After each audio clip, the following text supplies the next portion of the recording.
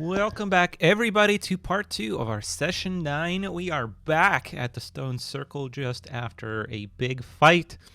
And I think Mr. Pot has realized he could have done something, so I'll let him explain it. Yeah, so I realized during the break that I could have spammed the spell Aid on everyone, which gives everyone +5 to their maximum hit points. It's not temporary hit points, it's actually just 5 hit points. It's not concentration and it lasts for 8 hours, so I theoretically could have just spammed that to give everyone like 2000 HP before we started the fight. Yep. Same with a lot of other stuff. I'm assuming you're going to do that now? Yeah, let's just give everyone 1000 HP. 2000, make it 5000. Let's just make it 5000 I mean, HP. why do we even have to do Why that? stop there? You guys are immortal. Yeah, for we're the next immortal. 8 hours. I mean, Yeah. we're basically gods, right? Yeah. We are gods. Wind, I'll come let you over guys here. decide how Punch much me. HP you want. Yeah. Attack me. But I am at a... It depends what you want to allow us to do. At a very minimum, I'm going to cast Aid on everyone. No, that is Otherwise, totally yeah. fine with me. He's foreshadowing here. Yeah, sweet. Well, then I whatever HP anyone wants to have, they can have it. So he spends the next, 15 minutes just bringing you up to obnoxious high HP levels. Spamming this, Like- standing there like a glitched out character in an RPG, going giving everyone aid. No, but also keep in mind that this will go away after 8 hours if you don't recast it. Yeah. All right, so we are back. You just finished your fight. I already explained kind of what was going on, but let's just do it again really quickly. What is it called? Turquoise light has appeared all over the stones and all over the ground, and also around the perimeter of the circle, and also a similarly turquoise phantasmal staircase that leads up into the skies has materialized there. And actually, that is a good reminder for me. Let me give you guys your XP really quickly for that fight, because I try to do that as we go through the actual campaign. So I believe it is... Oh, do we normally get XP after each battle? Yeah, that's what I've been trying to do. Oh. It's just we haven't had fights, and the ones that we have had, I forget. But that's what I want to try and do this game. So you guys are going to get 4,000 divided by 6, or 5, sorry. You guys get 700 each for that fight. Ooh. Well, that's me at level C. So close. Sure. yeah. Well, I mean, let's sorry, do how much this. was Yeah, that? if 1,000 levels you up, take 1,000. Actually, just take 1,000. That's fine. Okay. I'll take it That'll out. be my calculator. What about the Just inspiration? 1,000? Inspiration has to wait until the end of the session. Okay. Just All right. 1,000? Just 1,000. Time to level up. Yeah.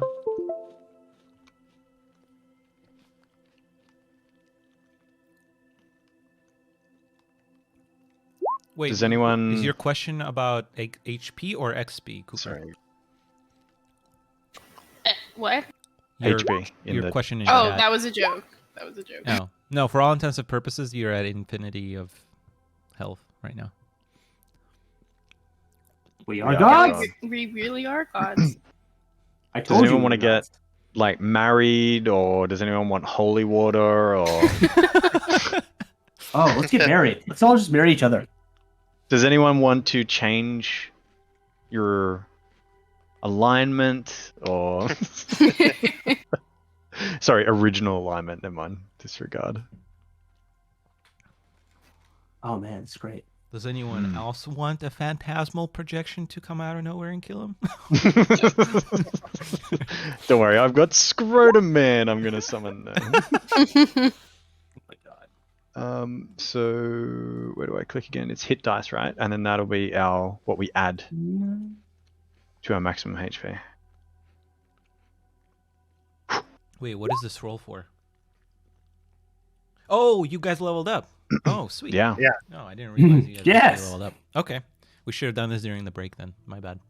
Oops. So Yes. 7, You're bad indeed. 52. So as they're leveling up, I know it's a lot of stuff, but yeah, let's keep going. Mhm.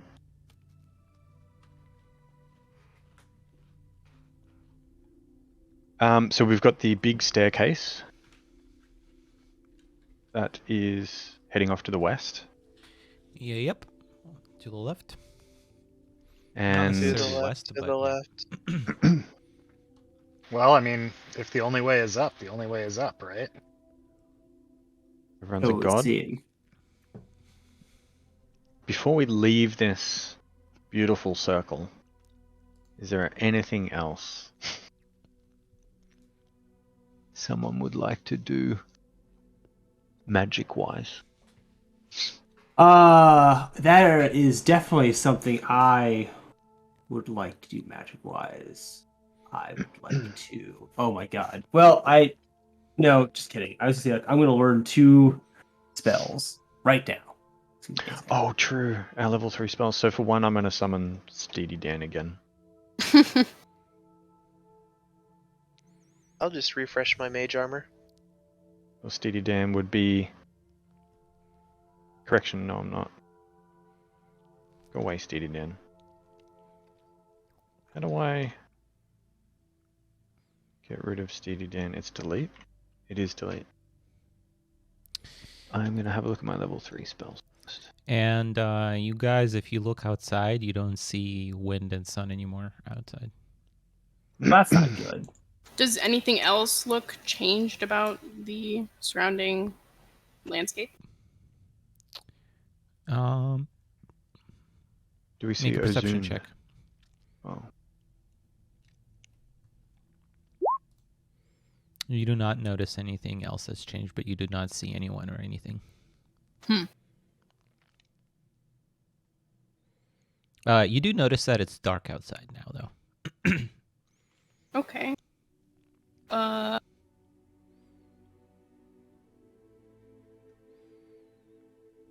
Four seafoam green fists start flying around in the air around us. By the way, this is... And just as a reminder, guys, actually, you guys haven't had a long rest or anything, so you aren't technically getting any of this yet. Oh, that's true.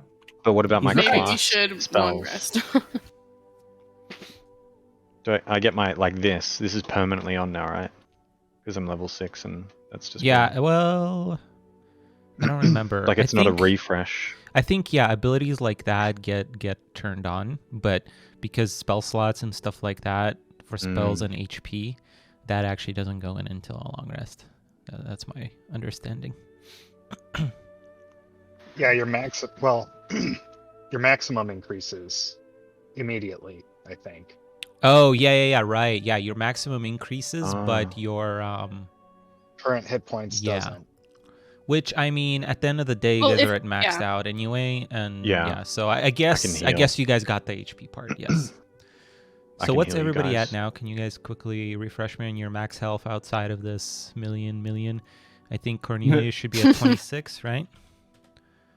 25. Sorry, 25.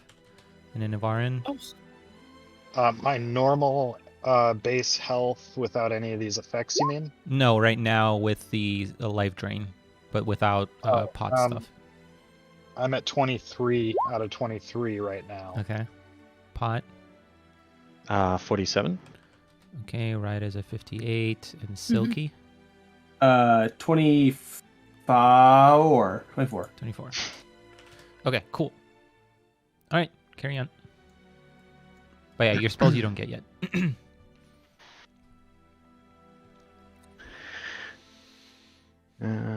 So did I hear you say there are stairs forming? Yeah, a phantasmal turquoise staircase has formed on the left-hand side of this arrangement and is extending up into the sky as far as you can see. okay. No way to go but up. We can't exit the circle or we'll unmake the universe. I mean, maybe. You know, like I said, 1 in a billion, but I don't know.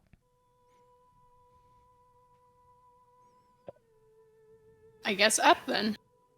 Do it. As they say in my country, YOLO. All right. So you start going up into the staircase. It continues to outstretch forward. If you continue walking, do you continue walking? It's not taking us outside of the circle, right? It's just up No, and it up is and up. taking you outside. Oh. Yeah.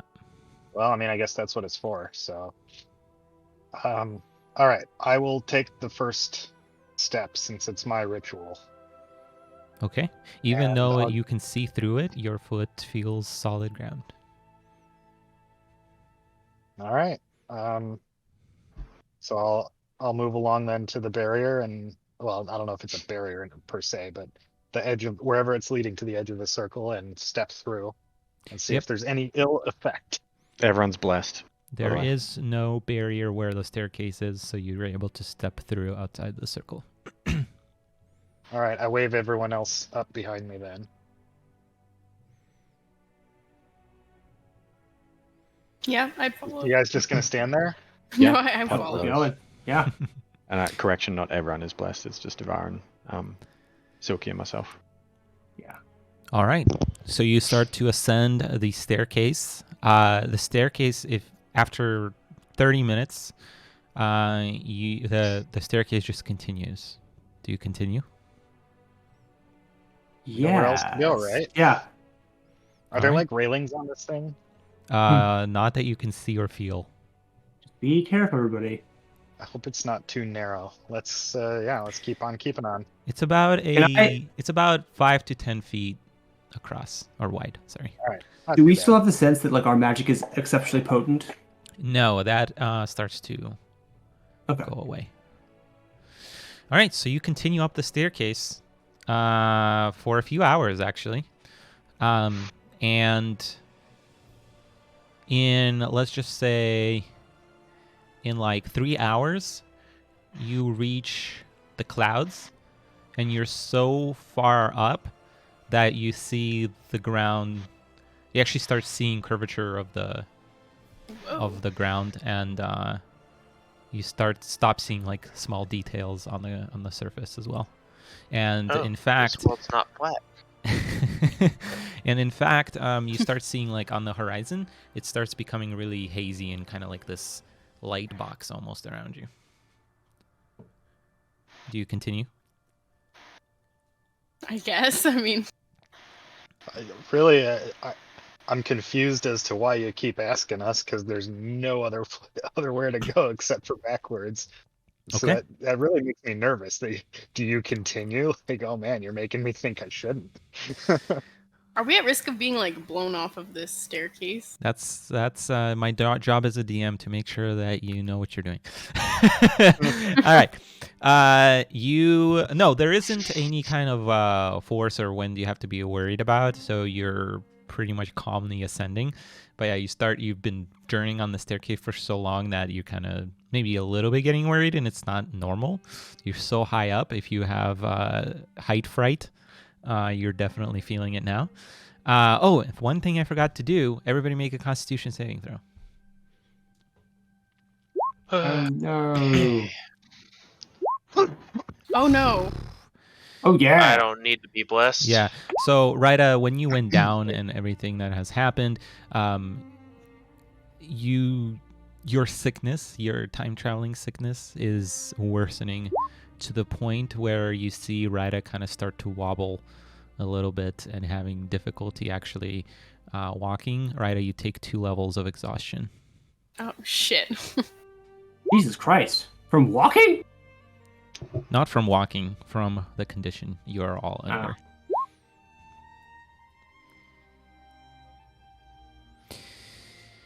All right.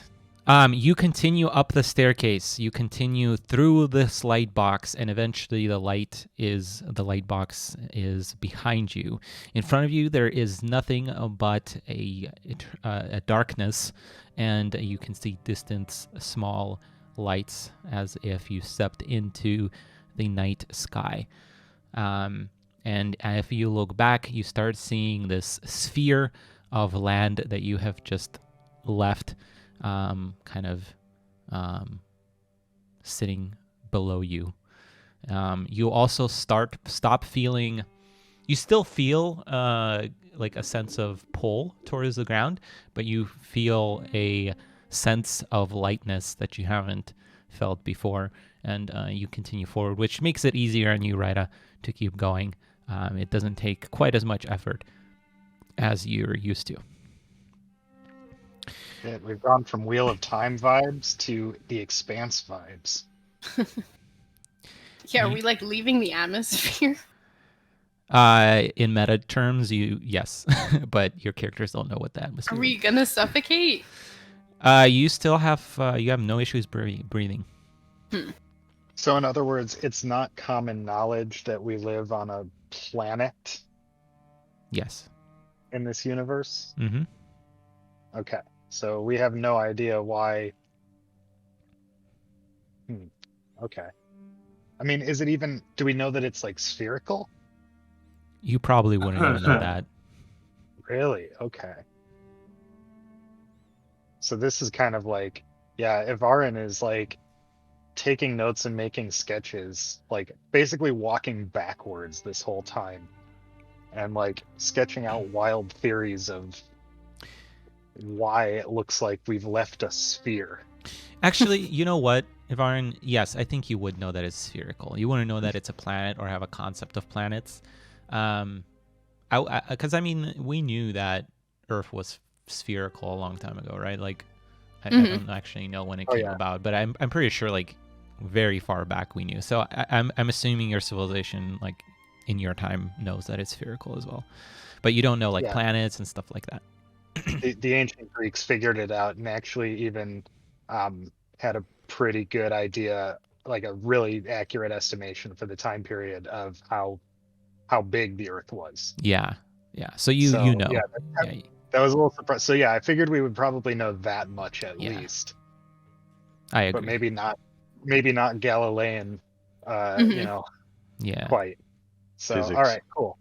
So yeah, this is all very fascinating about to Ivarin because he's read about like theories of, you know, what's off of the planet. Like, is the planet like floating around in this weird gel substance, or like what's out there? We don't know. Like, we know it's round, but we don't know anything else. So Definitely yeah, gel. this is like, I mean, still the same. He's walking backwards and sketching and taking all sorts of notes and being like, what else can I see out there? But probably not much, right? Actually, good question. Make a perception check, everybody. Ivarin, you can do it at advantage. Didn't help. So you continue on the staircase for a few more hours. At this point, you're probably like 5 hours into the journey, and the ball is behind you a good distance now.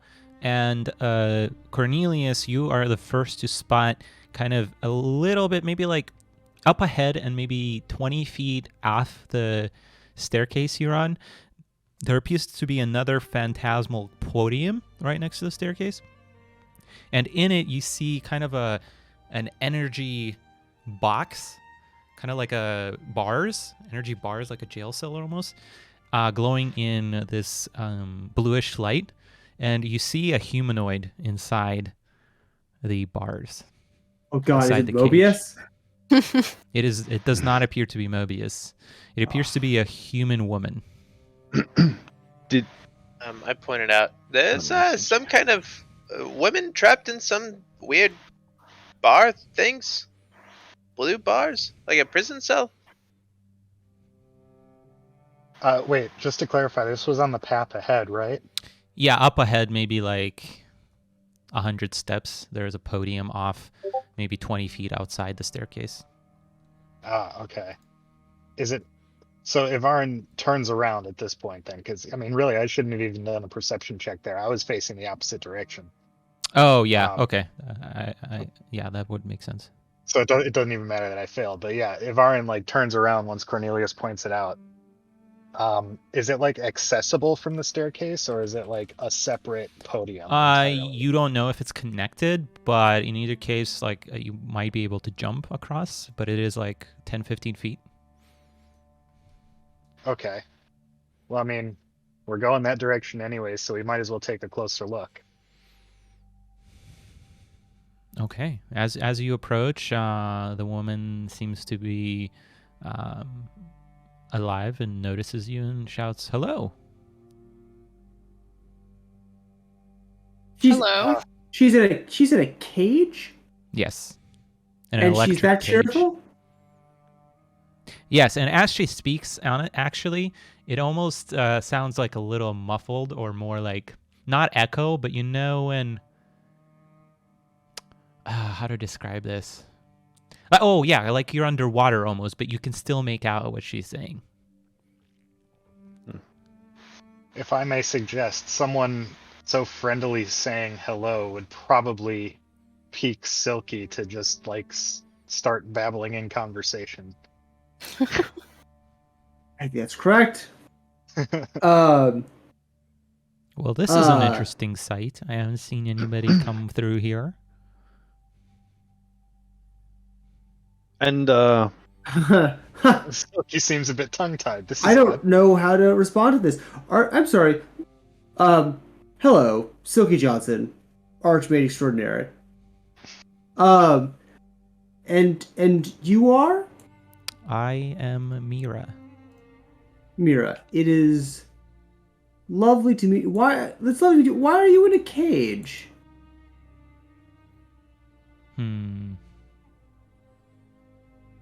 A woman imprisoned me here long ago. Does she look like she's old? Nope, she looks like the picture. Okay. That's quick. Okay, we'll just hold a finger. Kind of walk back over the group.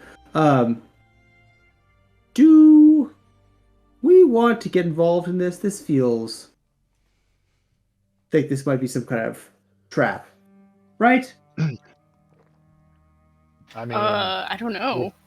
we don't really know where we are or why she's there. Yeah, but she seems very unperturbed by the fact that she's in a sky cage. Pot steps forward. I mean, we all seem pretty unperturbed considering that we just climbed a staircase off of our land and like the ball that we live on. Yeah, And we're- speaking of Yeah, my I legs always are thought we killing were me. floating in goop. This is crazy. What I learned in school. Yeah, and the stars are just like goop fish, right? Yeah. Yes. See? Oh, you also learned that. I mean, it's a theory that was like 1,000 years old, and no one's really been able to provide any evidence for it. But I don't know. This doesn't seem like goop fish to me. And Dimitri, just out of character, what's the surroundings look like again? So Mira's in a cage. On a small rectangular or square phantasmal platform, similar to the staircase you're on. Other than that, you don't see anything around you except for the ball you just left. And actually, in the distance, you see what appears to be a small fireball, which is very, very bright. What is this fireball? I wonder. Mira, my name is Pot. Pleasure to meet Pot. you. Yes, on this wonderful staircase. Do you know what this staircase is?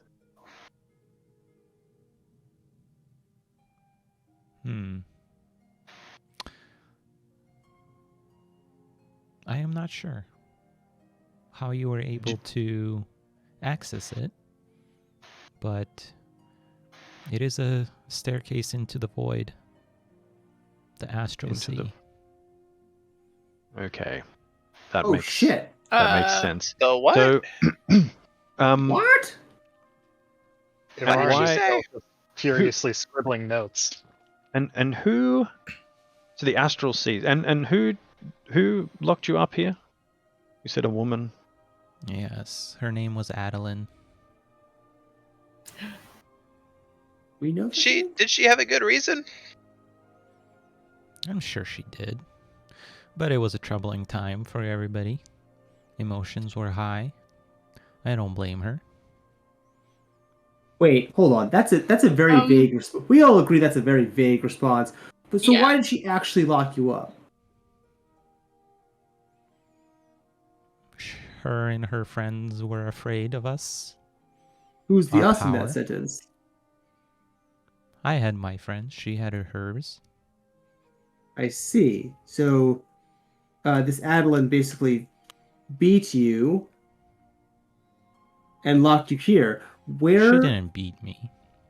Well, I mean, I wouldn't help her. I don't see her cage nearby, so I would say it wasn't a tie. I didn't fight.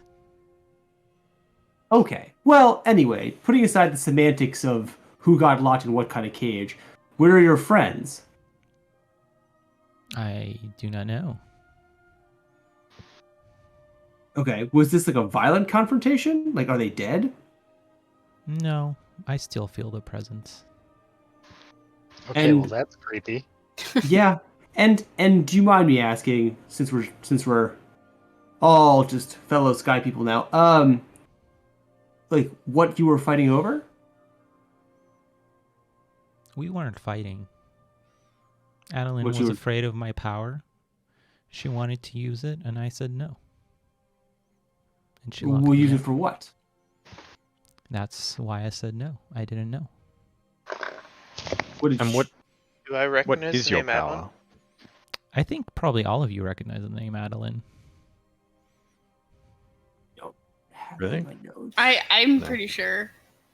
Adeline is one of the gods. Yeah. The moon god, right? Mm-hmm. Oh. Do we recognize the name Mira? Jake, wasn't Adeline who Althea No. worshipped? Oh. Who? Oh, that was not in character. But what did you say? I wanted to hear. I said, isn't that who Althea worshipped? Right. If I'm remembering correctly.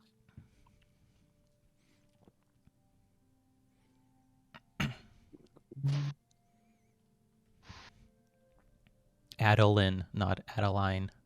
Adolin. Okay, well now I'm getting Stormlight vibes. No one? Really? I've told No. you about me. What are you doing here? Well, Trying to leave. we Yeah, got no knocked idea. out by one of the Infinite and brought here. And we're just trying to get home. That seems awfully confusing. Tell me. I mean, as well. Home where? Aren't you leading back it? to... What? She points behind you towards the ball you just left. Well, we're from a much different time, so we're just trying to figure out if at the top of these stairs is a way to get Time back to our travelers, timeline. Curious. Yes, indeed. So you were displaced from your time? So it would seem. Well, then you are in a bit of a pickle, aren't you? We are. I don't suppose you've ever heard of someone called the Eternal One. Can't say I have. Been locked here a long Okay. time. Can I make... Oh, I don't think... I was going to say make a religion check, but I don't think Silky remembers Adeline or knows Adeline, so I don't know that he would know to make a religion check. You can do a religion check, but I would really assume that he does know, but you can make one. Yeah. Unless you roll like a 5 or below, you know her. I'm rolling more for whom if I know Mira. Oh, Mira? No, you haven't heard Mira. Yeah. Huh. And I can't help but notice you've been rather coy about telling us what your powers are. Like, would Well- you like us to let you go? I mean, it would be awfully nice to not be Sure. trapped here anymore. How about a little quid pro quo? Maybe you tell us what your powers are, and we can make a deal.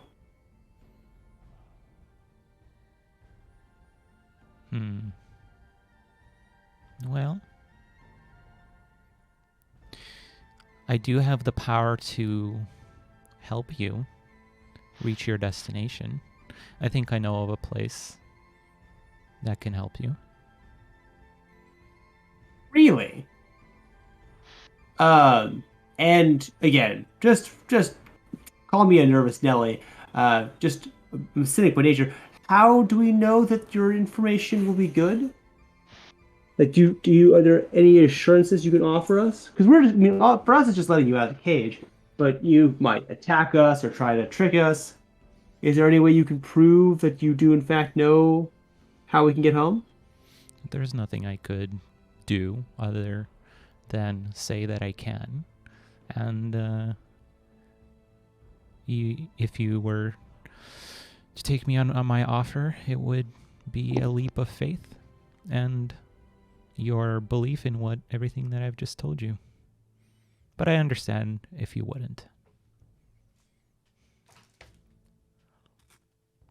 I just I kind of look back at incite the her? group and kind of like shrug, like, what? What do you guys think? Mira, do you know anything about Ozun?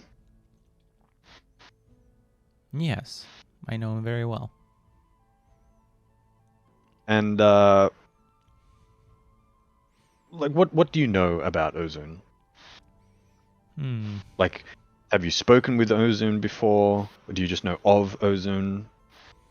Yes, I know he's a being of light, immense knowledge, and time.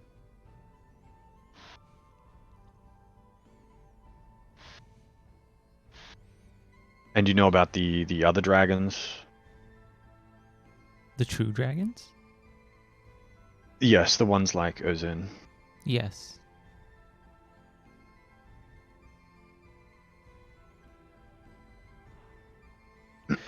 Well, let me just ask you straight here. If we were to try to let you go, would you, I believe you that you wouldn't just try to outright kill us, but would the rest of everything be okay?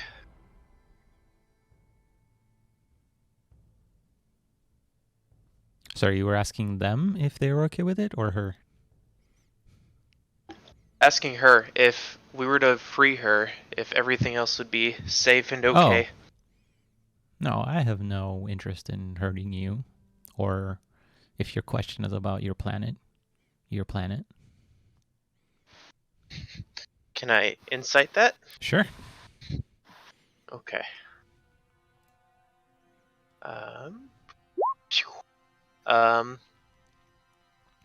You know what? I'm gonna do, just in case, I'm gonna do that and add a d6 here. Nice. 17. You do not see any indication of deceit. Okay. Ivarin Butsina says, wait.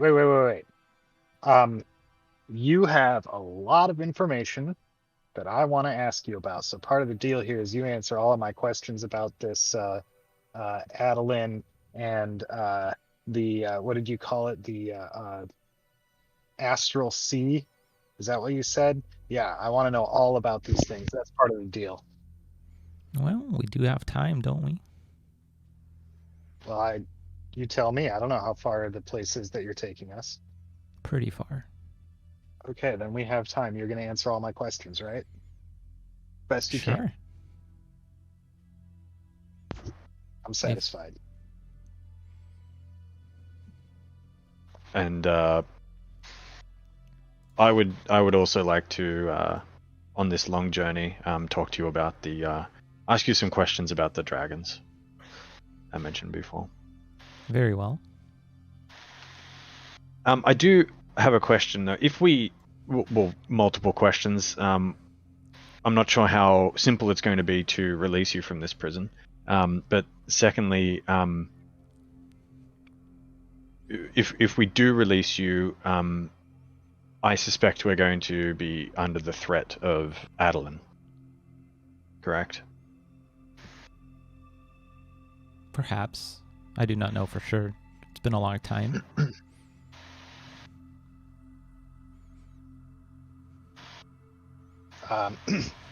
Ivarin kind of elbows Pot and says, "Hey, whatever information she has, it's worth it. We're gonna get so many answers about the what did she say? Planet? About the ball we live on? The planet? It's all gonna be worth it. Trust me."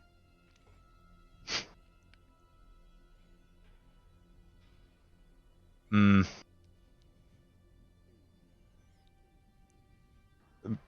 Pot doesn't like agree, but doesn't disagree. Like doesn't like shake his head or anything. He just sort of like remains as is. He's not convinced that we're not going to get like screwed over and messed up in some like godly battle kind of thing. But equally, he also agrees that this is probably a good opportunity to get answers and guidance from Mira. Well, out of character, I'm totally playing up the my character flaw, which is easily distracted by the promise of information. Yeah, yeah, I picked up on that. Yeah, yeah. Pot looks at Cornelius when Ivarin says that. I mean, I think at this point we've walked for so long, and I don't know where else we can go or what else we can do. Sure, the gods are scary and all. I don't know if it's been as long as she says. Maybe Adeline is doesn't care anymore. Well, just remember, for the next 8 hours, we are gods. Three. That's true. But we've already walked for like 5. Yeah, how long have we walked for? Was it actually 5 hours, yeah. Yeah, okay. Ooh, but does time even pass the same way here? Gravity, right? Your spell seems to follow the same. The one thing that I'm curious about is, Mira, if you're as strong as you say you are, and you've been locked up here forever and you need help getting out, how is someone like us supposed to help you out? If you're not powerful enough, how could we be? The cage is only meant for me. It does not account for anybody else that might pass by. I think a simple dispel would work. Or an attempt to disenchant. See, if Adeline really intended to imprison Mira permanently, then surely she would have constructed a more robust prison, right? So now that we're here, we can just, cast some spells or something. I don't know. I don't have a dispel. Anyone have a idea? Spell? Yeah. Hey, Thinky, or Slinky, Stinky, whatever your Stinky. hey, can Silky? Hey, Yes? Silky. Stinky. You're the greatest wizard in the world, right? You can get rid of the cage. Go ahead. Yeah, I'll just snap my fingers and vortex warp her out. Vortex warp doesn't quite work, no. Motherfucker. Well,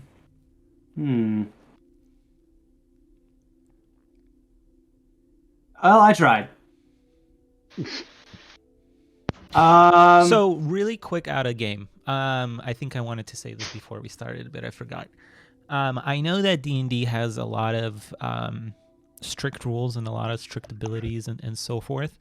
How I approach DMing and like running stuff is that just like a lockpick can be picked with a sleight of hand and it can be like magically dispelled, you can always attempt to do things if you describe what you want to do. So just because you don't have a spell, you can attempt to lockpick, if you know what I mean. Is So- there like a visible lock on the cage? There is no visible lock, but you can clearly tell that it's a magical imprisonment of some kind. Okay. All right. Well, I guess I'll give it a go then. I just want to see if I can unwind the weave of the spell. Okay, Arcana check. Boo. On your first try, you can't quite get it. However, you do learn that it is basically a construct of the mind almost, and if you were to tap into it the right way, or the right being taps into the right way, you can do it. And after tinkering with it for about 30 minutes or so, you think you got it, and you can turn it off. Or dispel All right, it, essentially.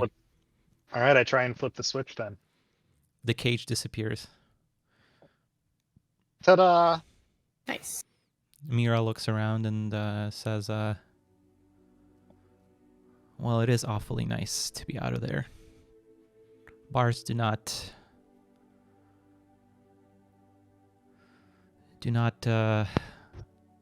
please my being. Is she does she appear to be like a human or an elf? Or She something? appears a human, but Okay. not quite. Like, she's like a weird type of... Yeah. She's like a human elf. Not a half elf, but like she has features of both. If Adeline put you there, are you also a divine being? Well, I'm not sure. Divine is a term that is applicable. But I can certainly help you navigate the sea to get you to where you need to go, as promised. Great. Thank you very much.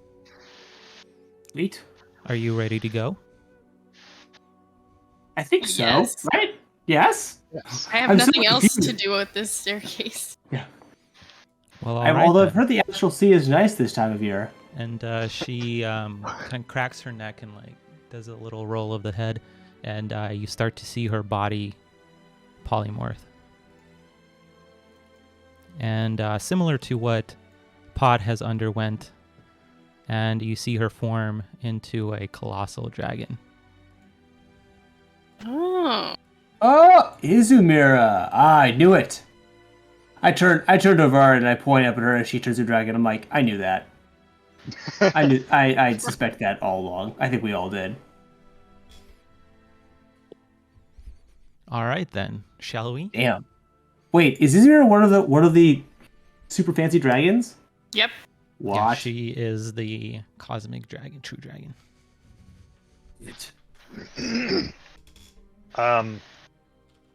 Damn. Okay. Ivarin has some conflicted feelings here because he was kind of feeling attracted to the human elf form. What's wrong with the dragon form?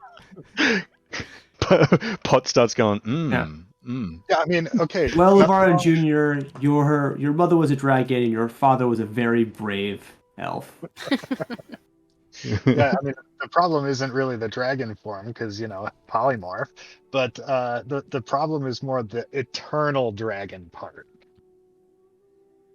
How do you seduce an eternal dragon? I think we should releasing dig her into from an this eternal right prison. now. I mean, I think you just treat her with like respect and like to see where things go. I mean, that's going to be difficult though because Ivarin's definitely going to be pestering her with lots and lots and lots and lots of questions. That sounds like an Everin problem. Yeah. So she lowers her How wing. big is this dragon?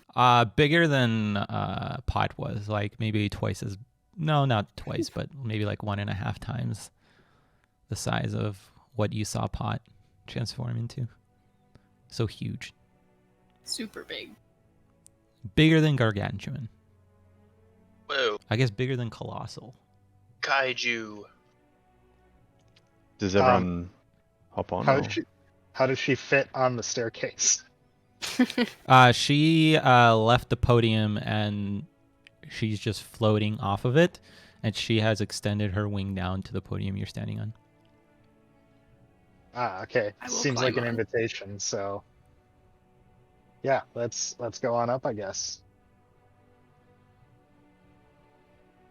So if everyone goes on, Pot stays on the staircase just a moment longer, like he's the last one on. And he looks down at the wing. His eyesight like follows the wing onto the body, up the neck, and over to the face, like the side of the head. I'm assuming how I've got this pictured in my mind is, Izumera is like parallel to the staircase with the wing extended out, and we're walking onto it, but her head, like her left or whatever side she's on, let's say she's on the right side, whatever, then her like eye can see like towards the staircase, like her head sort of tilted back, looking back at us almost, but it's just like so Pot, as his eye line runs up the neck of Mira, he looks concerned, like he doesn't feel joy immediately looking at this, like, oh my god, yes, someone who might be able to provide answers. He looks almost frightened, and then with that look he meets Mira's gaze, I guess.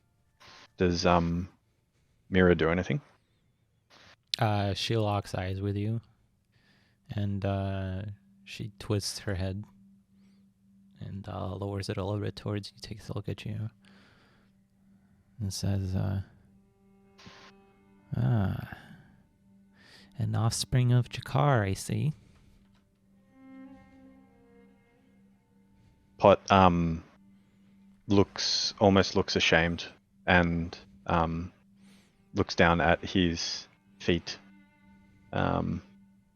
looks back up at Mira and just like nods his head, like almost subsiding to like, I guess so, and then starts walking onto the wing.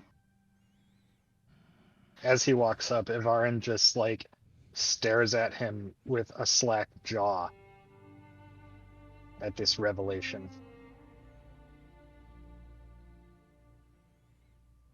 No Pot just need to walks, be right? ashamed, little one.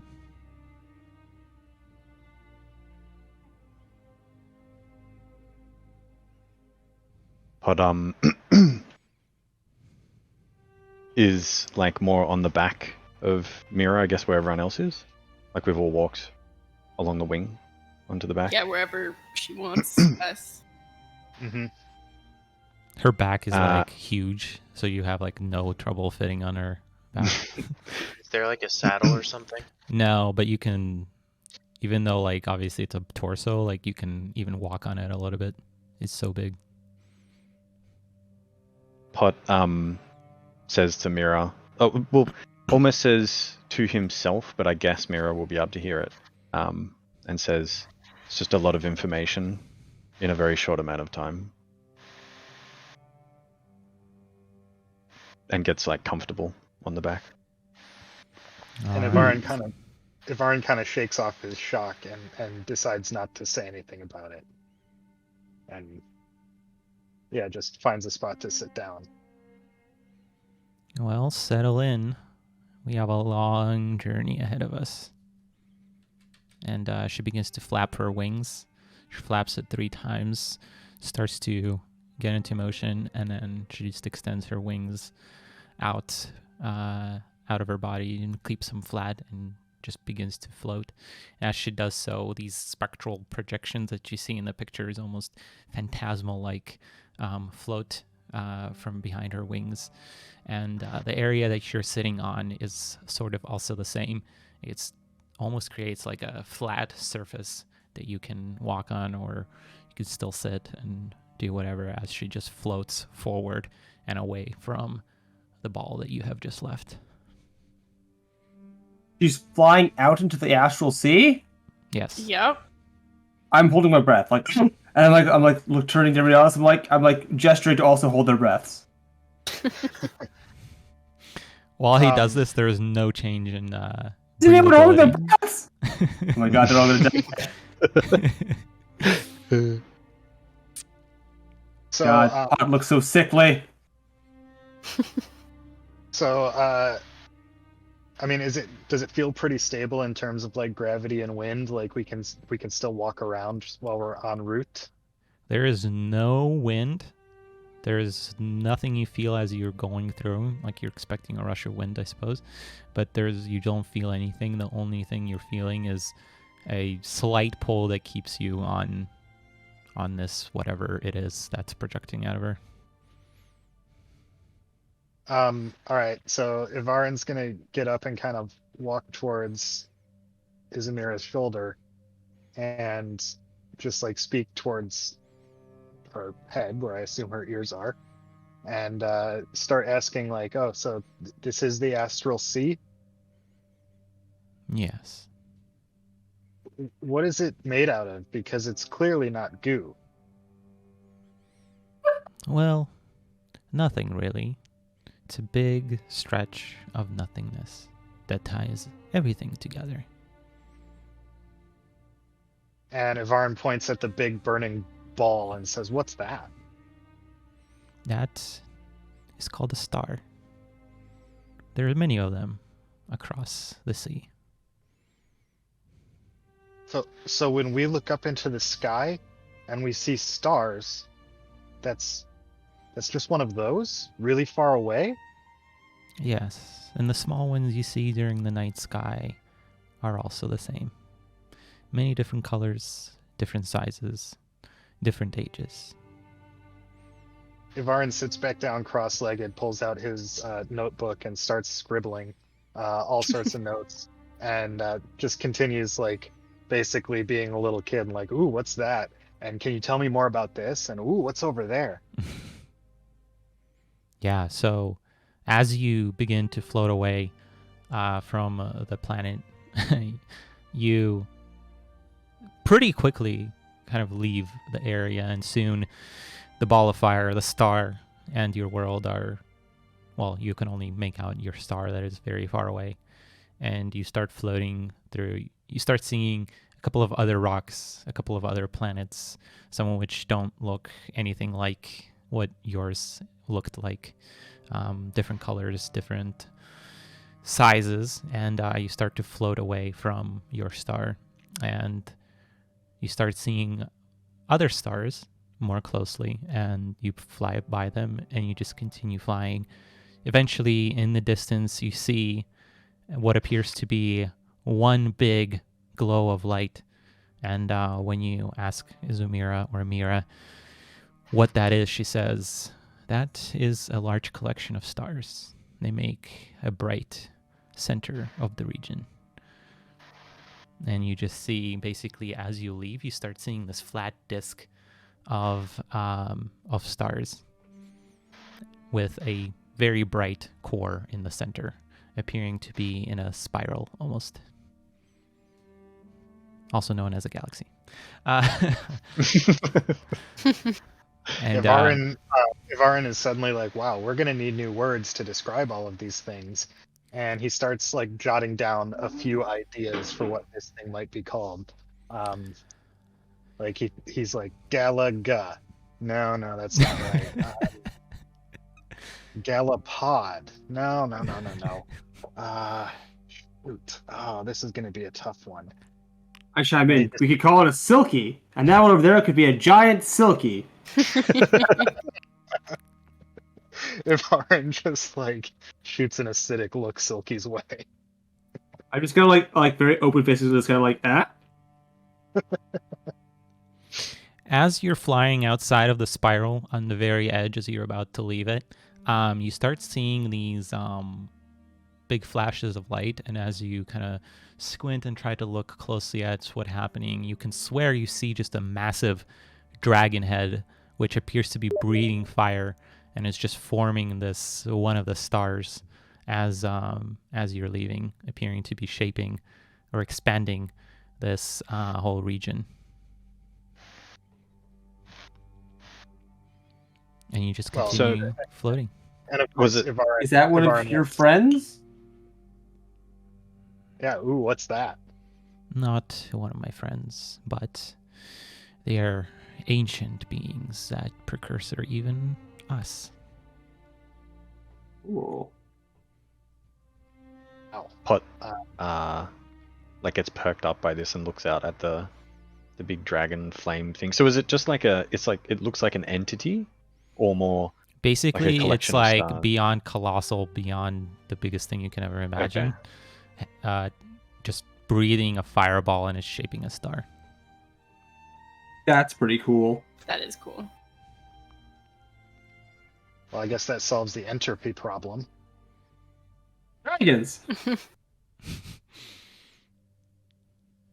Okay. How? Out of curiosity, like we're flying through the astral sea. Like, how fast are we flying? Like, we're passing like galaxies. Are we moving must at like be light flying speed? really fast. I mean, your character has no idea, but Yeah, I at know a game, concept you is- must be flying like ridiculously fast. Magical. So yeah, I mean, we're getting into some general relativity here. Then Mhm. I Are we mean, faster aging? than light for sure. no, we Ye- would well, we would age normally to ourselves, but if we were to like go on this trip around the galaxy and then return to the planet that we just left, we would find like, you know, thousands or millions of years have passed. The on planet the would be planet. dead. Say like we're not probably. actually time traveling. We're just moving at light speed. So are we moving back to our original timeline? Or are we just moving forward in time? Well, I mean, I if don't it's know. Jesus relativistic, God. then if it's relativistic, then we're moving forward in time, just very very slowly relative to an observer who's not moving at relativistic speeds. Yes. So the point I'm trying to make is like we're moving forward along the current timeline, not moving forward as timeline stays. So are we just gonna get there and like it's gonna be like timeline as if we hadn't been there to begin with? Is this gonna be the same time? Okay, you know what? I'm not even. I'm like I think I'm going down a little hole here, and Silky's just kind of like, you know what? You know what? We'll just figure it out when we get there. That's interesting because if we were thrown very very far into the past, then this is a form of time travel into the future Yep. of where we were. So if we just go on a round trip around the galaxy at, you know, relativistic speeds, then by the time we return home, we'll be back at something like our own time. Love it. Okay. I'm just going to continue describing what's happening. If you guys have any questions or you want to As we have ask a- anything, Oh, just interrupt me. Yeah. So the questions that when we start talking about relativity, can Pot tries to talk to Mira telepathically. He doesn't really know how to. He just, yeah, he's just trying. He's just to speaking in his connect. mind. He's just speaking his mind, but like trying to channel it towards Mira. He's not sure. He's just, Yeah, she just does curious. not respond. You don't think it's working. Okay. Pot feels a little bit silly. Pot is a little boy that could. He's experimenting. Pot walks up to, like up the neck, I guess. Yeah, you Of approach Ivarin. Mira. Yeah. And then sort of give Ivarin a look to be like, hey, can I have a moment with Mira? Yeah, Ivarin gives a nod and packs up his journal and moves back, and then pulls out like another blank journal and starts transferring all of his notes that he made, Ooh. so that he's got a second copy that he can leave with Riggs, hopefully, if we ever get back. This is like the most valuable research ever. You are for sure gonna get burned at the stake. Yes. And Some then he god's gonna died. swoop down and be like, this knowledge is not meant for this world. Morbius giggles from a distance. So Pot, comes up closer to Izumira and is like, So, you mentioned that I might be an offspring of Jakar, the god of the dragon god of It's all a bit confusing. There's been a lot of information recently, but of chaos, was it, or Yes. Mhm. I knew him. new, as in he's not around anymore? Oh, he is, but like many of us, we have retreated from your world. And Jakar would therefore be my father. Perhaps. Or maybe there's a few steps along the way, but there is no doubt. What can you tell me about Jakar? I mean, we just hear that there's an evilness, I guess, or that's the feeling at least, but is this true? Well, evilness is just a point of perspective oftentimes. Individuals do what they must oftentimes. But it is true that Jakar was often the most unpredictable and hot-headed of us. Well, minus Praderas, of course. And who's Praderas? Oh, the true dragon of the sun. Ah, yes.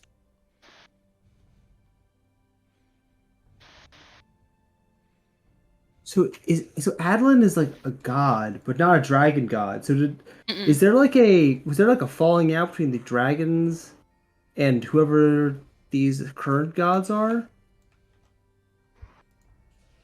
No, the gods attempted to use our powers, and we said no. That is why Adeline imprisoned me. Hmm.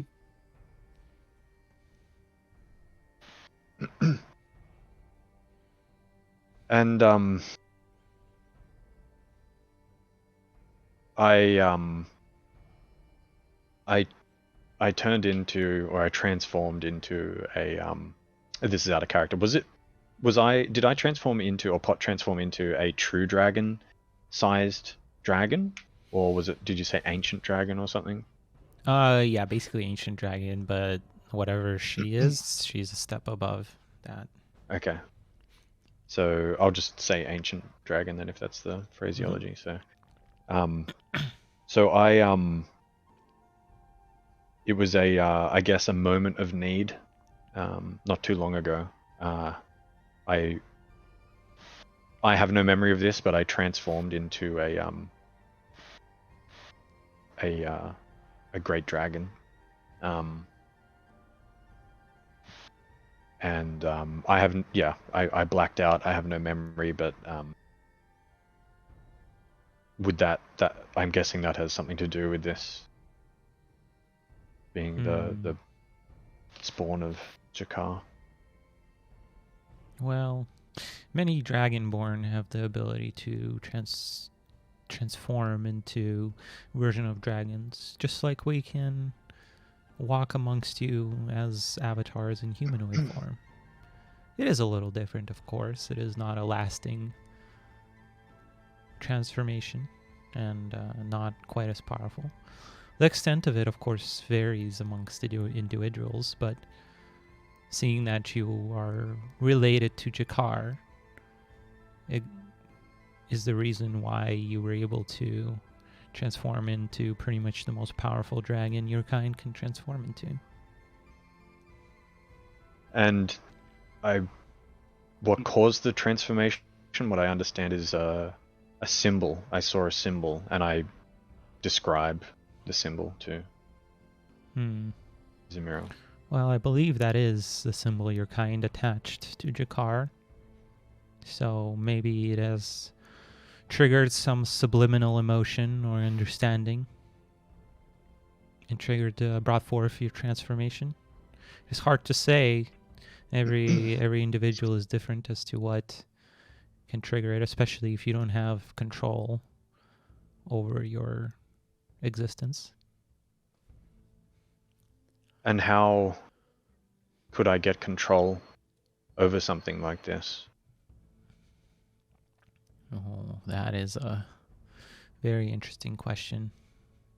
You unfortunately have to undergo the transformations and learn of the process and attempt to control it. Some never do. Can someone lose themselves to the transformation and be stuck in the transformation? Not their body, but their mind can.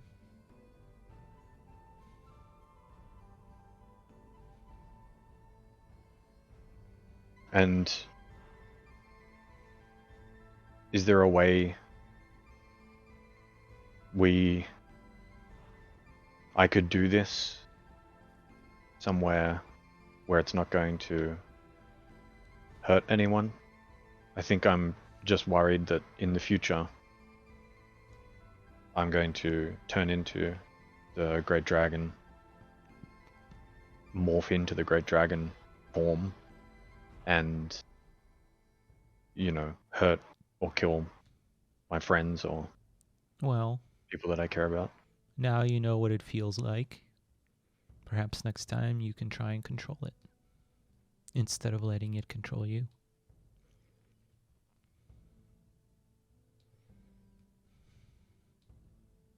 So, actually, I won't say that out of character.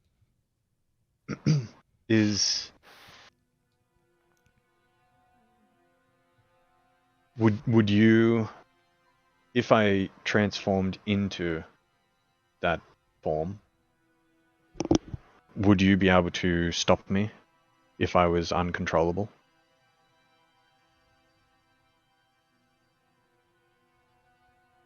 Or would that also be putting you at risk? I unfortunately don't have that kind of power. Maybe Jakar. Or maybe somebody that's also related to him. Maybe I even will look over. the Dragonborn can. Yep, I'll pat our boy on the side of the neck. If only we knew somebody who knew somebody. Wait, what? What? Do you say that in character like that? Yeah. Yeah. Pot like turns around, questioning, like looking as if like, is Silky drunk on oxygen deprivation or? Yep, you look over. He's just kind Sleep of like deprivation. watching stuff like swim by. He's like mesmerized and sort of like baked out of his mind on Yeah. this cosmic journey. Yeah, in fact, everybody that except for Rita, you guys are taking one level of exhaustion. Yeah, I imagine Rita is probably like struggling to even like stay awake. Yeah. Like she's probably just trying to rest. As interesting as this journey is, I don't think she has the energy to like get invested. Silky, go ahead and make a Oh God. give me 1 second. Make a wisdom saving throw. Joke's on you. I'm excellent at this shit. And disadvantage because of Motherfucker. exhaustion. Oh. So, Silky, as you're sitting there, as you said, watching stuff go by, you're mesmerized by all the lights that are passing by you and appearing to be passing by you at a more quick speed. And because of your exhaustion, you kind of start leaning over the edge and you fall over. Oh, What? And as you fall over, you kind of fall into one of these lights that pass you by, and the rest of you see Silky vanish from sight. Zumira appeared to have picked up on it, and just before you fell over, or as you were falling over, she said, "Silky, no, don't do it. We can't help you once you're..." And you're gone. What? Silky, Okay. you continue tumbling through what appears to be kind of a pattern of light and dark, kind of almost like an elevator passing through levels, and just continue falling. You're not sure quite how long you fall, but eventually you pop out and you fall down into what appears to be a chair, into a room full of different creatures and characters. There appears to be a long, elongated table in the center of the room, around which you see various individuals sitting, and outside of the room, where you are sitting on a chair, even more of these interesting, curious creatures. You see what appears to be a creature, a humanoid. I'm just going to point a few out of them. A creature that appears to be completely dark, with like little sparkles in his face, no defining features, and like what appears to be a brain just glowing. And around his wrist, there's a chain that extends down to a little miniature-sized Tarask. There's also what appears to be on the side of you. Your character doesn't know it, but metagaming, literally Santa Claus is sitting next to you. On the other side, there appears to be an egg. Again, out of character, almost like Humpty Dumpty. There's a cookie monster somewhere off to the side. There is a mind flare sitting at the table, and just a conglomeration of just weird creatures mixed between your D&D knowledge and all the other knowledges you may have. I will just be like, am I dead? Did I die? The egg to your side looks at you and says, "First time, eh?" Oh my god. I can't believe I like sit down, my like face in my hands. I'm like, I can't believe I went out like that. That's unbelievable. I fell off a bus. The room is like loud, so like people are talking, like nobody else can hear you. I'm not talking to myself. I'm just kind of like, oh my god, I fell off a bus and died. The big fat man dressed in a red suit next to you strikes a cigar and starts to smoke on it. I look up and say, I don't suppose you have another one of those, do you? He reaches into his suit, red suit, pulls out another one, and hands it to you. Yeah, sure thing, dude. I'll firebolt it to light it. So you guys are all dead too, huh? Dead? Fucking hope not. I'm sorry, this is Santa saying I fucking hope not? Yes. Okay. Just so I'm clear. Well, then, if you're not dead, then am I dead? I don't think so. Well, then what happened? I was on a giant space dragon. How do I Astral know? sea dragon. I'm just enjoying my cigar, and you're blabbing about some dragon and death. Oh, well, kind of stand up and brush off my robes. If I'm not dead, then I'm Silky Johnson. As you stand up, you stick on the actually hear a doorway open on one side of the room. And again, this is just like a big white box, essentially. So this door opens to basically nothingness, and there's just darkness. And through it steps a tall, slender, skinny man dressed in this very elaborate suit with, you know, those extensions that are coming out in the back? I don't know what they're called. But like long kind of flaps on the suit. Coattails? Tails? Yeah. And just this purple suit, dark purple suit, and a massive top hat that extend like really, really far up. And he's carrying in one hand what appears to be a stick, a walking stick, or a cane. And the room falls silent as he walks in, and he's not really minding anybody's business, or anybody doesn't really look at anybody, and just walks to the other side of the table where the short side has one seat open. And as he walks, he says, Okay, so what are we going to do about E1 1828? I mean, we gave them 2 world wars, we gave them a pandemic. What else can we try here? Like, I mean, come on, guys. I mean, we can try the financial thing again, but I don't know if that's going to work. Santa, make sure you take a crap in extra chimneys this year. Is there a table they're sitting at? You're not sitting at a table, but he just walked behind the table, yeah. And as he looks at Santa, he sees you. Yeah. Are there chairs at the table? Yes, but they're all taken. Is this Willy Wonka? It sounds like Willy Wonka. There are no free spots at the table? No. But he sees you. This guy's at the other. This guy's at the other end of the table? Yes. I would like to Misty step to the other head of the table. It doesn't work. Oh, damn. All right, fine. He sees you, and he takes off his top hat, attempts to flatten his hair, but he's bald, puts it back on, and starts walking towards you. Silently. The room is dead silent. Everybody's just looking at him and you. I will walk forward to greet him, and I'll say, Silky Johnson, ruler of E188. Yes, pleased to meet you, sir. I see. Archmage extraordinaire. Indeed. M1, 18, 15, 19. Very curious. I thought your system was off limits. What are you doing here? Well, I figured I would just come to the upper offices and see how things were going. Figured, things were getting a little bit cramped back on upper the planet. Offices. Is that what you called it? Yeah. Management. Admin. Ah, yes. I see that you would fit very nicely here with all your trickery and bullshittery.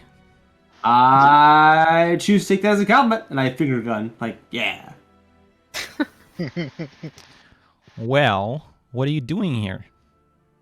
Like I said, I just kind of wanted to see how the sausage was made, how the goose was cooked, as it were, other food-related idioms. Just wanted to stop by and say hi. I really love how that by the way, that pandemic you were talking about, that was a real doozy. I heard about that.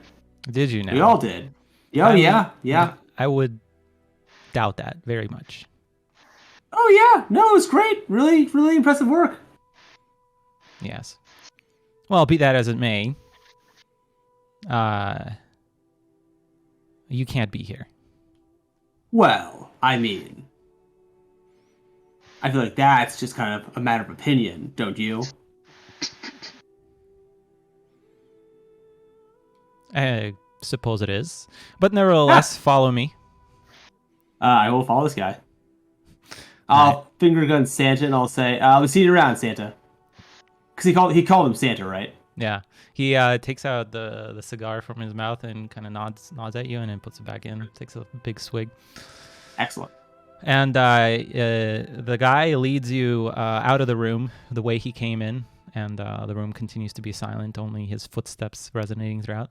And you stepped out into a dark room, but you see like all of these lights around, and it appears to be like pictures within pictures and pictures on the wall of different like sceneries. Like it appears to be like outdoors, mountains, like different things like showing on these pictures essentially. Some of them flicker in bright lights.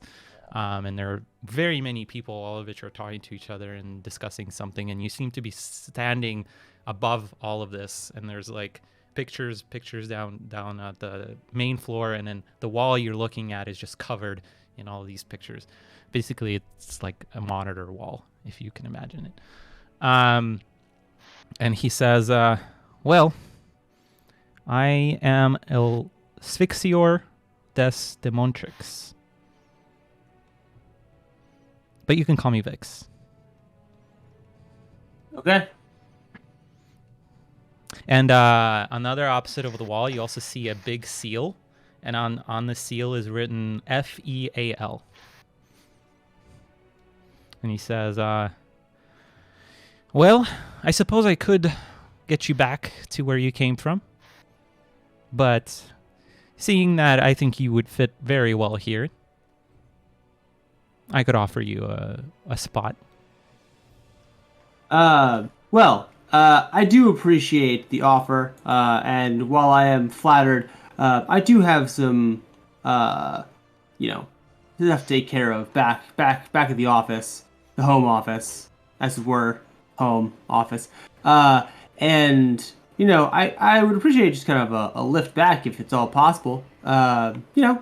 Truly, Vix, I do appreciate the offer, and I think when I've wrapped up my work back home, I'll be happy to come back, and I got a couple of real banger ideas for you. I think you'll like it.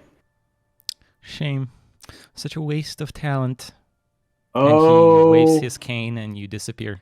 And the next thing, you reappear, standing where you were standing before you fell off, and nobody seems to have noticed it. okay. I look around, and Wait a minute, hold on.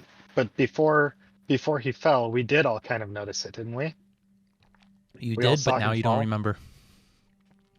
Ah, damn it! I had a good joke for this too. Okay. Well, let's just say then that in whatever interim time before our memories were wiped, Ivarin had pulled back his hood and started singing, "Oh, silky boy, the pipes are calling." so Varn does miss me. Yeah, but we don't remember that now, so Pot, carry on with your conversation. So what out of character, what I understand is like he's been just brought back to the point in time at which. No, you don't notice anything. Okay. In fact, he Fucking just weird. said whatever he said before he fell over. Which was Actually, forgot what he mumble, said. mumble. Yeah, mumble, I mumble, didn't mumble. understand. Something about if we need someone. Pot turns back towards Silky and looks at him like as if like is he drunk or something, and looks back because this is just repeating like what happened before. Mm-hmm. And what did you say, Silky? I love this color, and I pet Mira. I'm like, this is really great. I'm looking at all you guys like, you guys. Have you seen, like, you haven't seen a man in a red suit around here, have you? Pot completely ignores Silky now and just turns back to Mira. Okay. Like, assuming. And I'm just like staring off. I'm staring off like into space, and now I'm not like looking off at all. I'm like, oh, look of like increasing concern is like coming across my face. yeah, Ivarin just looks at Silky like one eyebrow raised, like he's fucking nuts. And Like internally, even I'm more like, than oh my even god, more than usual. am I fucking nuts? What just happened?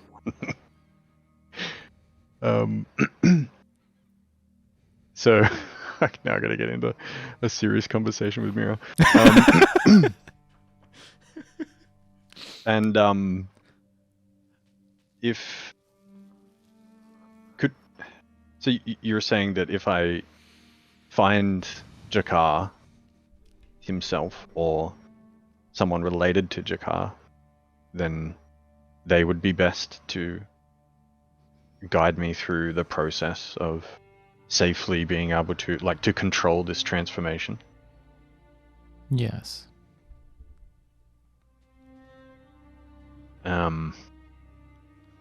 Where we're going, do you know if there is such a person or entity? No, not where we're going.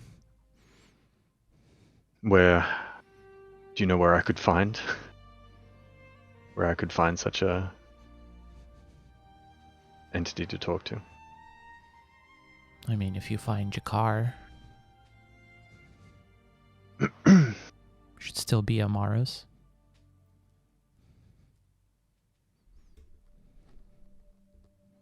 Wait, out of character, sorry. Did she say find Jakar and then what at Moros? He should still be in Maros. Okay. And by that you mean the mountains? I really don't know where he's at. Been imprisoned a long time. Jakar is imprisoned. Maybe. I'm saying I was. Do you think then all of the true dragons are imprisoned? It's likely. We actually we found Ozun back where we came from in the staircase. He didn't seem like he was in any threat or danger. And it seemed as if he was he had just been born not too far before that point. Well, But we- time is all relative, really. That happened millions of years ago. Millions.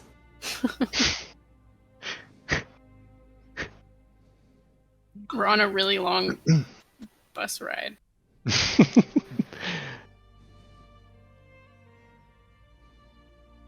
Apparently that was the staircase of time or something. I don't know. Shoot. Stairway to Heaven. Ooh. Okay, we know Ozun from our timeline, or our point in time where we're trying to return to. It Do would you be have any- very silly to imprison a dragon of time. A valid point.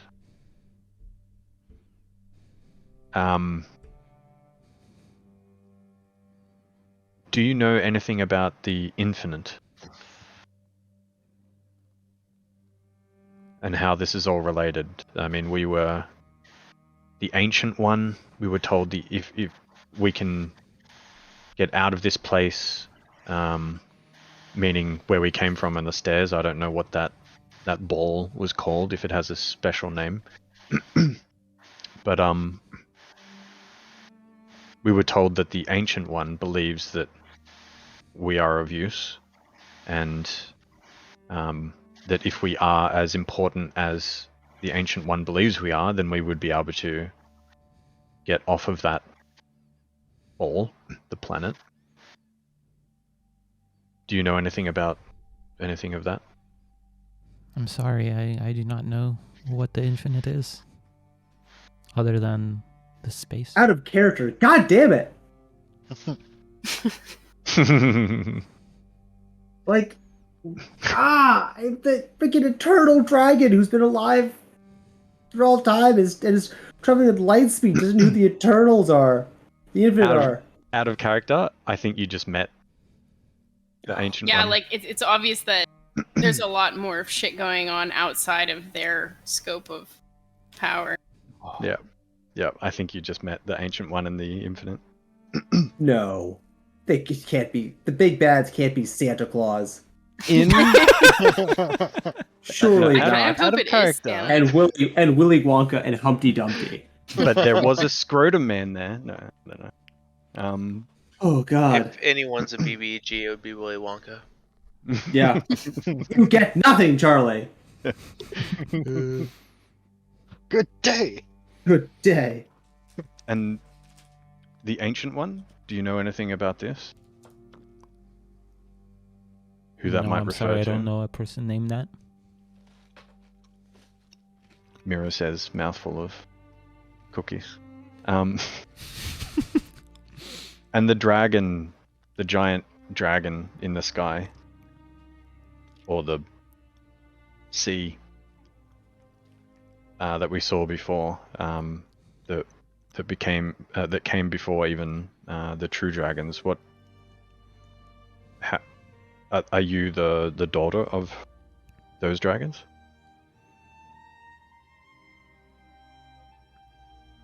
Yes, we are a creation of the Astral Sea.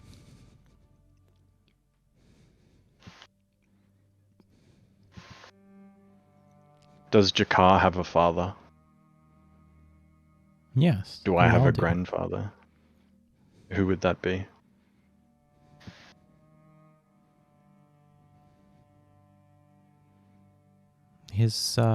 We all share the lineage.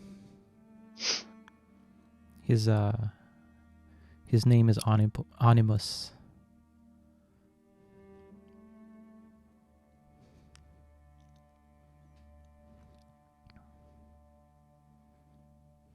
Was that Onimus who we saw before? No, but it is one of his kind. Hmm.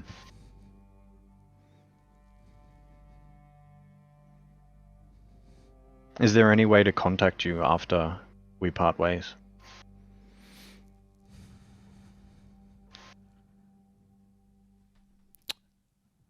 Well, I imagine there are shrines or points of throughout Maros that perhaps could establish a link to me.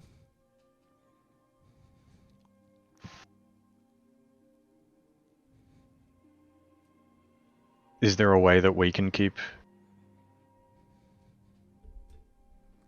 connected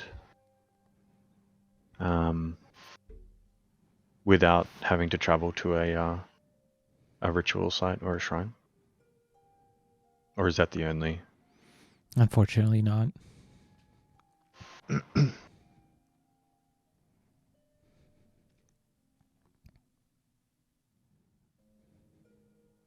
Just thinking out of character if there's anything else that I would want to ask before we yeet on out of here.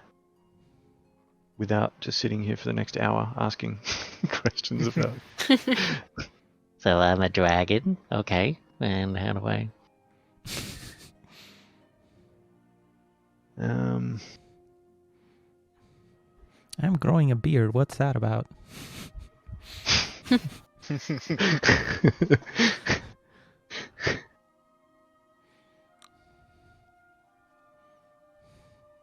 Do you know where aside from Azun and Jakar, do you know where the other true dragons are? I actually don't know where any of them are.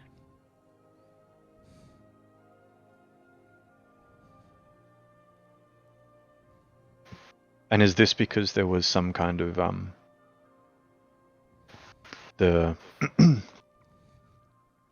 what would you call them? What would you call the people that imprisoned you? The gods, or? They like to believe so. So the gods were afraid of the power of the true dragons and imprisoned or tried to limit the true dragons. Yes, they were a power they could not control. And what did the gods want you, the true dragon of the stars and the cosmos, More specifically power. for? Do you have control over everything we see here? The Astral Sea?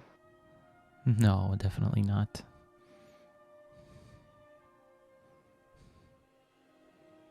That is a power very few possess.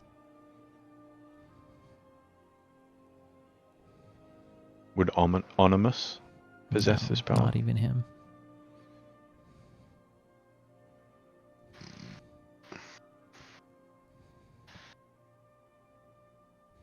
Okay. Well, I have a lot to think about, but I thank you for your forwardness with information. I'm just gonna go and sit down for a little bit. Pot's starting to feel a little bit tired, I guess, with the exhaustion. Yeah.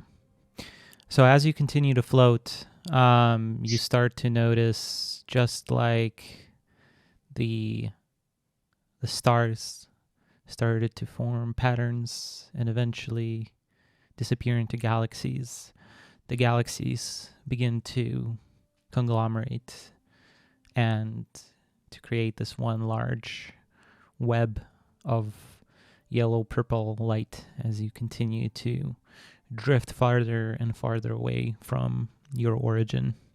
And eventually, it all becomes so distant that all you see below you is what appears to be a slowly pulsating purple sea resembling water. And you continue to float this way. So what are we maybe looking there at is now? goo. You're just looking at basically nothingness, and below you is just this gently pulsating, like gently I was waving. asking Mira, like, does this have a name? Yes, this is the Astral Sea. Oh, this is still just more sea, but this particular part of it doesn't have a name? This is what we call the Astral Sea, which you were in Ah. previously is just a smaller subset of it. Ah, what a varied ecosystem.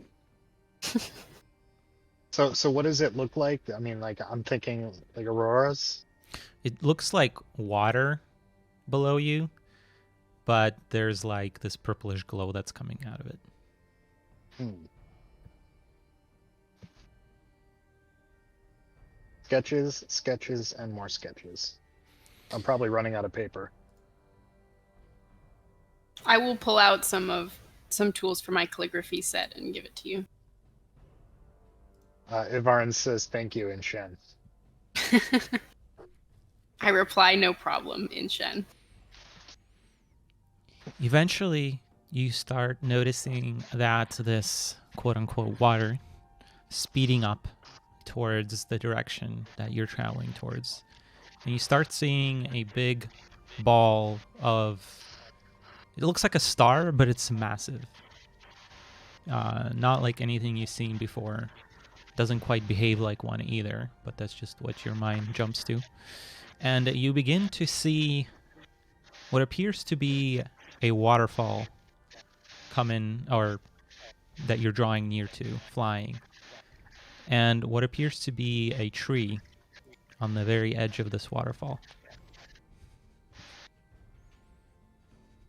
It looks sort of what I sent in Roll20, except the tree is more straight, and it's actually on what appears to be solid ground, some kind of rock formation around it. And as you get near it, you see that this tree has 5 very distinct branches. And as you get even closer, you notice that one half of it, actually the half that is facing out towards where the water ends with the waterfall, so away from you, it's just cleanly shaved off. So it's like half a tree, almost. Like perfectly. Like somebody took a plane and it's just like nothing on the other side. Not even like branches. And as you near it, you notice 3... Yeah, you notice 3 figures, very familiar figures, standing on the ground, and they're just standing motionless as you approach. And as you get a better look of them, they appear almost exactly like Mobius. Hmm.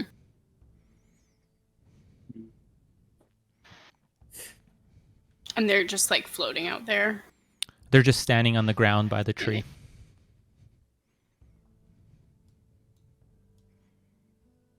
And Mira brings you to the little rock formation that they're standing on, and extends her wing down and says, "We are here." This doesn't look like home. How big is the tree? Like how tall is it if we were to stand next to it? That's actually a good question. It is quite massive. It probably extends up from what you're guesstimating, maybe at least 1,000 feet up. Mm-hmm.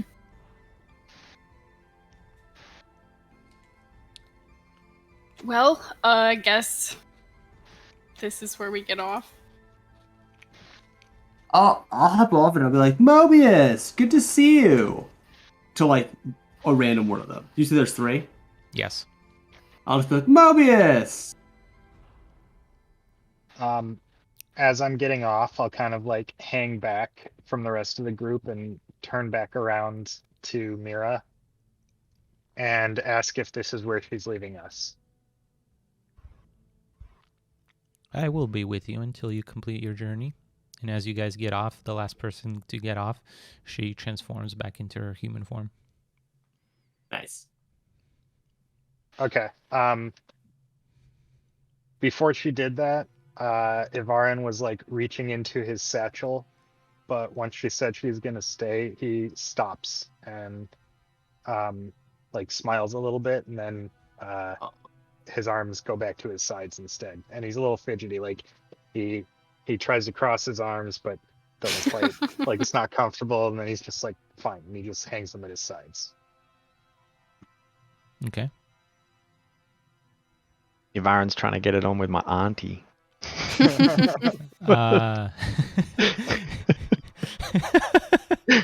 Auntie Mira.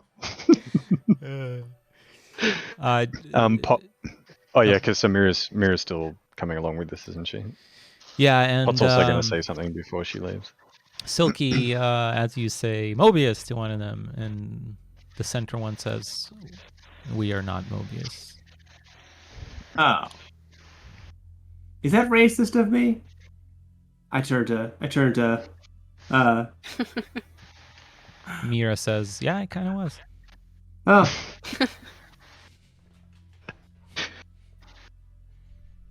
Well, who are you then? My name is Brink. That's cool. Hello, Brink. And who are your yes. friends? Just a reference of what they look like. Have a massive sword on the hilt, just like Mobius. Pretty much exactly the same as Mobius. Well, I mean, Mobius kind of liked us, so we should probably approach these guys with the same, like, sort of respect. And yeah, hopefully that's nice. And hopefully it's good. What are you doing here? You are not supposed to be here, and he looks at Mira. Oh.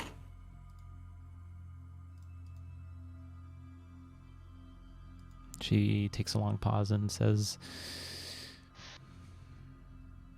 they need to get back to their home. You're the only one. This is the only place they can do so.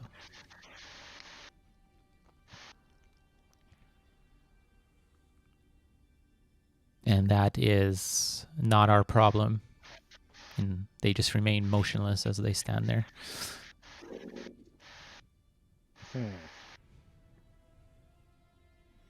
How did we get Mobius to help us again? I think he just kind of showed up and was like, free time rewind. No, well, we did make a deal with him. Pot explicitly. Yeah, I did to return the favor. At some point. But the party didn't, it was just Pot. Ivarin kind of pushes Silky forward a little bit and whispers to him, it may not be your problem, but it could be to your benefit. And then shoves him forward a little bit more. Wait. Do this to Silky? Yeah, okay, got it. Because he's always the one who's out there wheeling and dealing, right? So I'm telling him what to say. Got it. Yeah, so I will say, Brink, as a wise man once said, I turn around and I just give a wink to Ivarin. It may not be your problem, but it may be in your benefit.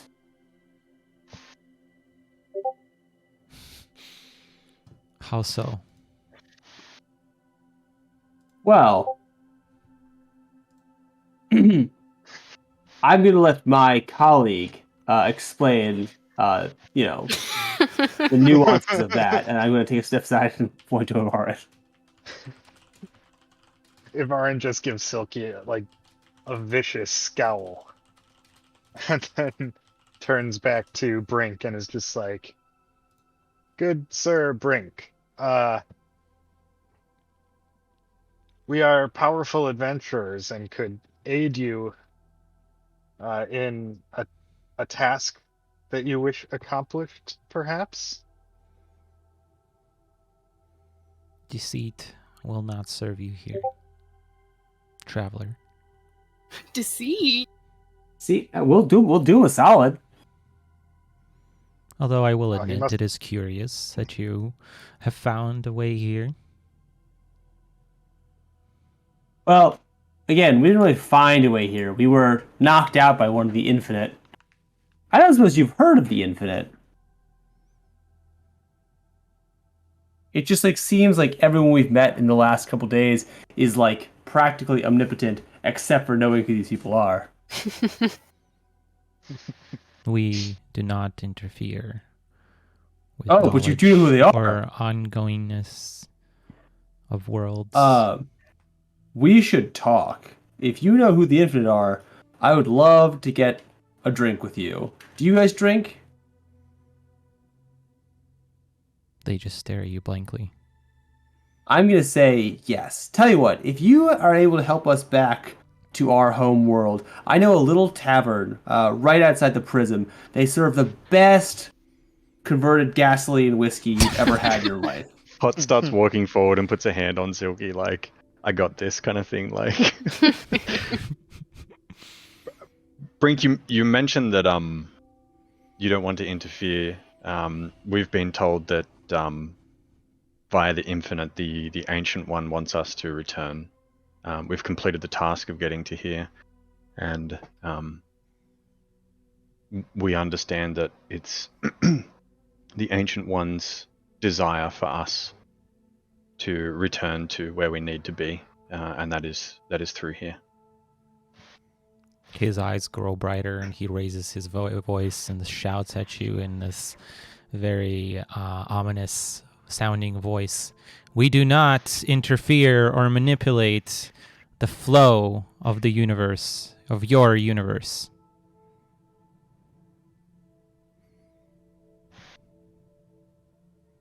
Okay. Okay, well, in that case, don't interrupt the flow, and just Let us through. let us continue on our way, just like the natural flow of actions, I guess. Yeah, if you could just point us in the right direction, I'd appreciate it. That would be interfering with the flow of your world, the center one says, or Brink says. One of the other ones, without changing his position, just says, this one seems to know Mobius. Curious. Who's he indicating to? Silky. Yes. He has probably wound up somewhere he's not supposed to be once again. We know where Mobius is or is likely to be. We've all met Mobius. That is good to know. Are you guys honestly thinking about betraying Mobius's location? Betraying what? Mobius's... Betraying Mobius's location to these guys? Is that what I'm hearing? Like, it's not that I have a problem with it. I'm just trying to figure out if that's what your intention is. Is this in character or out of character? In character.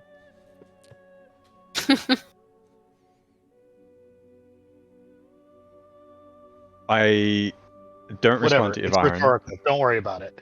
but I ask Brink,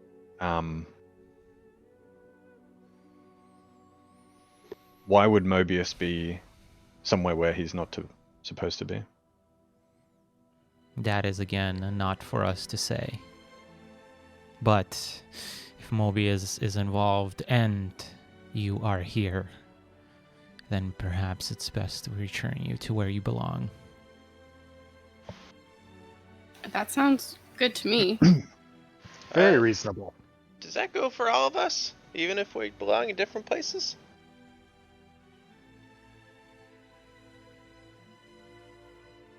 And where No. is it that you belong?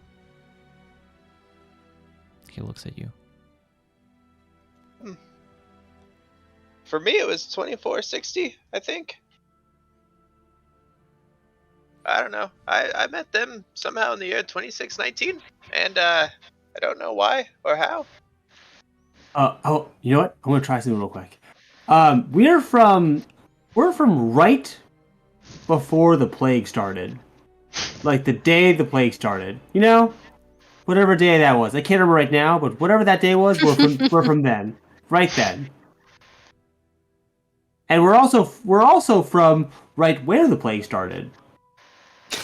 As you guys are talking, you begin to notice a little, almost like a disturbance behind where the edge of the waterfall is. And it almost looks like this liquidy wall you didn't notice before. And there is a small ripple, and something pops out of it. This hideous tentacled creature pops out and starts to charge one of the figures that's standing in front of you. I was gonna point, just be like, "Hey, Brink." I just point over her shoulder. And it looks like... Oh gosh, I'll post it in the Discord because apparently I didn't upload it. Give me a second. But what the third one to the side of Brink does is basically pull out his sword with lightning speed, and cut down this creature in a single blow. Ooh. Nice.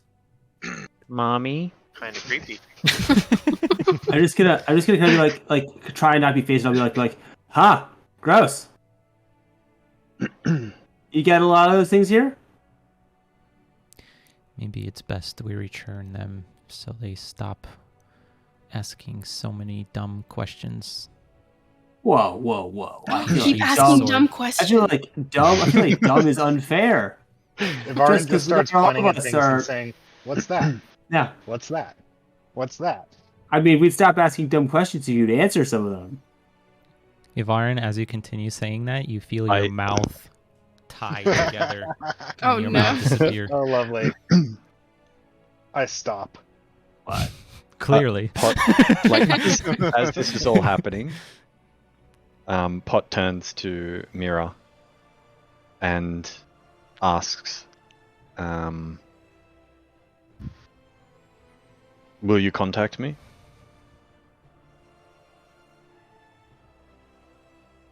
Well, why would I do that? I have more questions, and I would like to know more about someone I'm related to. Perhaps we'll cross paths again, but I'm afraid in your time I'm similarly imprisoned. You enjoy being imprisoned? Maybe you'd like some help with that. I think we already established that I did not. That you don't want help, or that you do enjoy But if being you find imprisoned? another phantasmal staircase and can free me, then sure, that'd be great. Oh, then- well, we actually left one back the way we came. Do you want to go there? You make no sense, little one. I mean, I'm pointing over my shoulder where I like imagine light years away the Phantasmal Staircase was. Like, Mira could just whip us over there real quick. Bingo, bango, bongo, you're out. Oh boy. I mean, hey man, I'm offering you solutions. We literally came from Fantastic Staircase. Do you not want to go to it? Silky's Pot mouth turns. is sewed shut. Okay, I just shrunk. I'm like, okay. Like, I'm just trying to look out for you, man. Pot turns and faces Brink. Looks at Cornelius, looks at Ryder, and then looks back at Brink.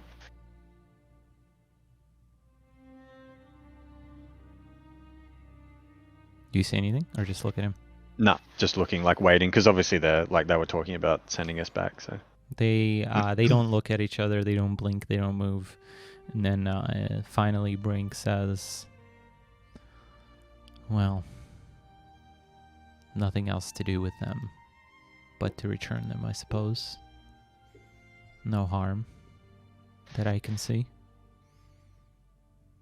Ivarin says,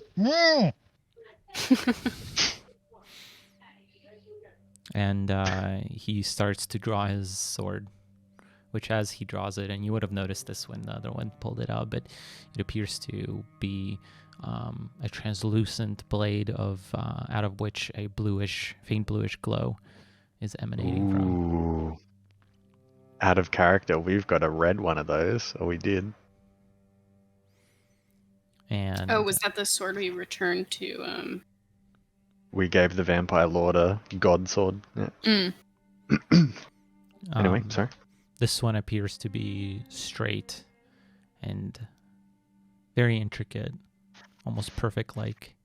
And he walks. The first movement he makes is to turn towards the tree and walks over to it as the others just stand there, motionless. And as he walks to the tree, he plunges the sword into the ground. And as he does so, these light projections, almost like a web, emanate from the sword and outreach towards the tree. And they start to pulsate through the tree as throughout all of its branches, but one in particular, one of the 5, which begins to start glowing more and more. And as he does so, you can't quite explain what starts happening around you. It's almost like a shift. There is a projection of you standing next to you, and then that separates, almost like 2 compartments, 2 boxes standing next to each other. And then those multiply and multiply again in all directions. And soon you're standing in one of what you imagine to be millions, if not more, of these projections all around you. Brink turns the sword, and with that there is a massive flash of light as the boxes start to collapse on each other and everything disappears from view, and you pop out in the prism. Whew. And that is where we will end today. Nice. All right. Well, I already gave out most of the experience, but I'll give out a little more. We'll give out 750 more. Ooh, nice. Plus your guys' inspirations, which are now your level 660 each. nice. So it's 1,750 XP total for the run. Yes. Yep. For each one And of you. 60 each, yeah, for the inspo.